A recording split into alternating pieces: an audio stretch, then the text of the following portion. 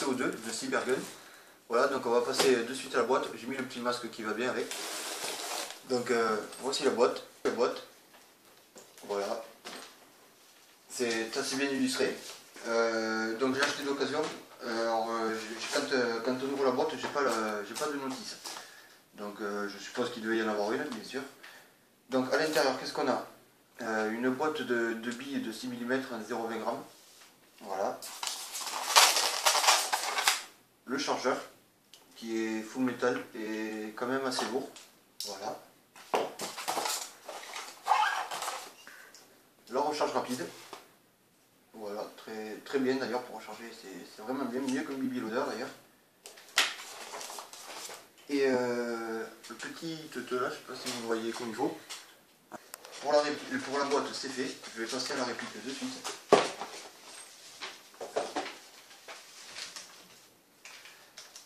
Donc voilà, voici la réplique.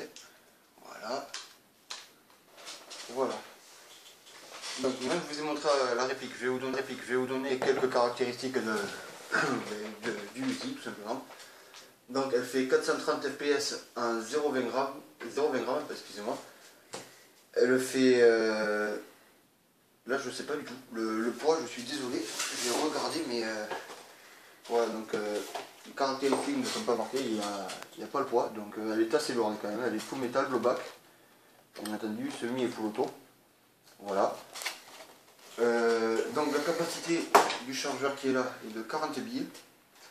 Hop-up ajustable, je reviendrai dessus après. Et donc aussi, donc la portée était de 30 mètres grand maximum. Voilà, donc la réplique. Voilà. Donc maintenant on va passer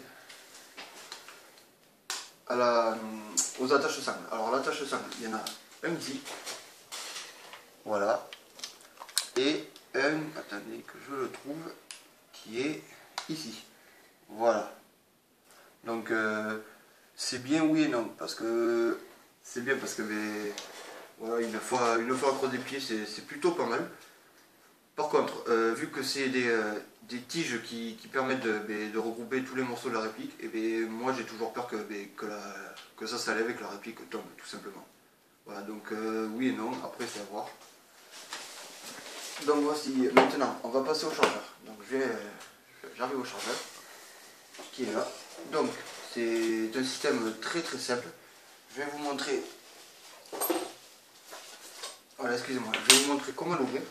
Donc l'ouvrir, excusez-moi, j'ai oublié ça, il y avait ça de fourni, une petite pièce qui permet d'ouvrir. Excusez-moi, j'ai oublié ça, il y avait ça de fourni, une petite pièce qui permet de visser, de dévisser tout simplement la grosse vis qu'il y a pour pouvoir insérer après la sparklette de CO2. Donc je vous montre vite fait.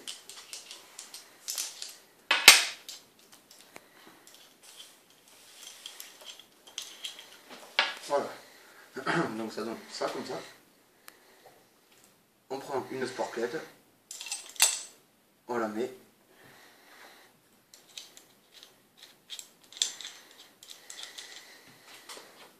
On revisse bien entendu la vis. Voilà. On le serre tout au bout jusqu'à que ça bloque. Une fois que ça bloque, on relâche. Voilà. Et puis après, il n'y a plus qu'à le mettre dans la réplique et c'est parti. Voilà.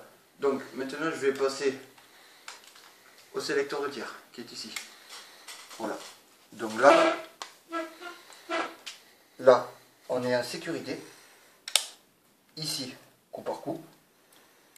Et ici, mode full auto. Voilà. Donc voilà pour le sélecteur de tir. Maintenant, je vais lever le chargeur. Donc oui, pour enlever le chargeur, c'est le gros bouton qui est ici. On appuie et on tire le chargeur, tout simplement. Rien de plus simple, de plus basique. Donc l'hop-up est ici. La grosse molette que vous avez. Donc là, c'est pour monter ou pour descendre l'hop-up, selon votre choix de tir, tout simplement. Voilà. Il y a le petit auto ici, qui n'est plus qu'à pousser pour revenir en arrière. Voilà. Très bien et pas bien, c'est pareil. Bien pourquoi? Parce qu'il est très facile à à régler tout simplement. Par contre, il suffit que, je sais pas, on bouge, il suffit que vous jouez en forêt, dans une petite forêt, hop, une branche qui colle ou n'importe quoi, même un CQB, hop, ça peut vite dérégler le hop-up, donc voilà, bien et pas bien. Donc voilà, donc le système de visée. Alors ici, c'est rien de plus basique, c'est une petite tige, on va dire ça comme ça. Ce que je vous ai montré tout à l'heure, je vais vous le remontrer de suite. Voilà, ceci, ça sert. Voilà, ceci, ça sert à visser ou dévisser la visée avant pour monter ou descendre la visée, tout simplement. Voilà, donc derrière, ce n'est absolument pas réglable, à part sur le côté, mais voilà, c'est tout en moteur, on ne peut pas. Donc là, ben, hop, vous avez un petit rond ici, vous en avez un autre là, donc après c'est au choix. Personnellement je pense pas que ça serve, je pense que le viseur ne sert pas tant que ça, parce que ben, c'est un Uzi quoi, c'est pas du fusil d'assaut ou quoi que ce soit. Voilà. Donc je vais vous dire la crosse de suite, je vous montre la crosse, voilà, qui est dépliable, rien de plus simple, on appuie sur aucun bouton, ça se déplie comme ça, qui est en métal bien entendu. Donc je trouve que c'est plutôt un joli design, c'est plutôt joli. Donc voilà, donc ici on recharge, on tire. Pour tirer, il faut appuyer ici. Je sais pas si vous voyez bien, là. On appuie là, là on peut tirer. Si on n'appuie pas ce bouton, c'est comme une sécurité, ça ne marche pas. Voilà, tout simplement. Donc on va passer à la précision. Donc la précision de la réplique, c'est un Uzi quoi, tout simplement. Donc je vous montrerai dans la séance de tir. Le groupement c'est ça quoi. Et encore, ouais, peut-être ça. Ça part un peu dans tous les sens. C'est fait pour arroser, pour faire tomber du mec quoi. Pour nettoyer le zone, voilà, rien de plus. Après un semi-auto, c'est pareil, il y a 2-3 billes qui vont partir à droite, après ça part à droite à l'autre, donc c'est un peu le fouillis.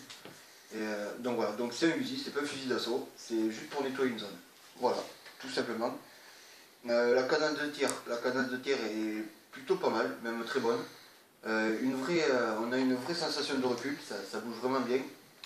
Voilà, elle est à 1,5. Voilà, donc je pense que c'est pas trop mal, surtout pour du CQB, je vous le conseille. Voilà. Donc la review est maintenant terminée. Et je vous dis à de suite pour le test de tir. Et je vous dis à de suite. Vas-y. Donc voilà, on va faire le test de tir du Uzi. Donc je vais commencer en semi-auto à 5 mètres à peu près.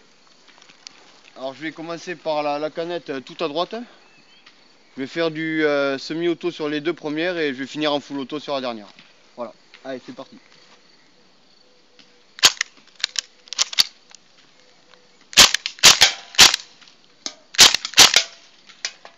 Voilà. Donc on va passer au full auto. Voilà. Donc j'ai plus de gaz. Donc voici le test de tir et voilà, comme je vous ai dit, le full auto n'est pas trop précis, c'est juste pour nettoyer une zone. Voilà. Salut à tous.